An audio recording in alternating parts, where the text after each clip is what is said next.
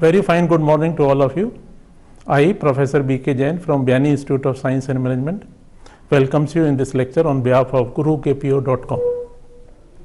The topic for today's session is, there are two topics. One is multiple banking arrangements and the other one is consortium finance. These topics are just reverse in themselves.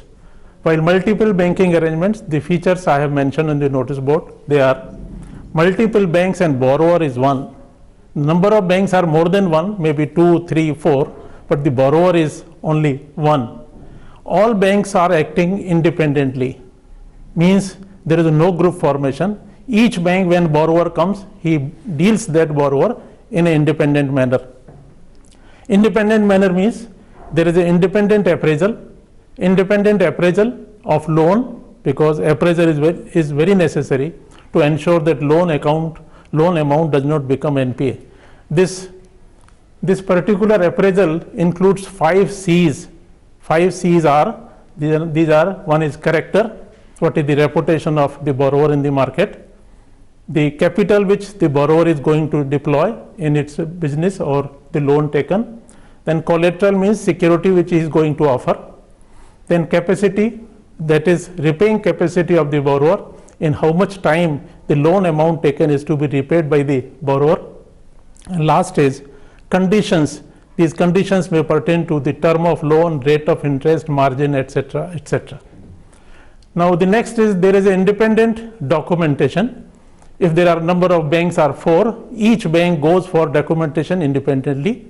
The documentation format may differ from banks to bank, and the one bank does not know what documents the other bank is going to take from the borrower. There is an independent follow-up of and recovery.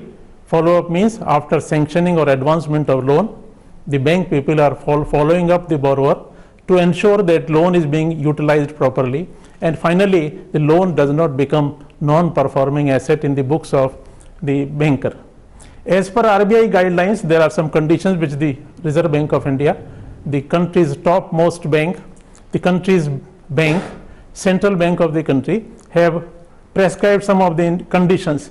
Banks have to take declaration for loan taken from each other bank. While providing loans, Reserve Bank of India directed all banks that you should get an undertaking from each bank about the loan amount borrowed. Each bank should regularly exchange information amongst themselves so that one bank knows how much amount of loan has been advanced by the other bank.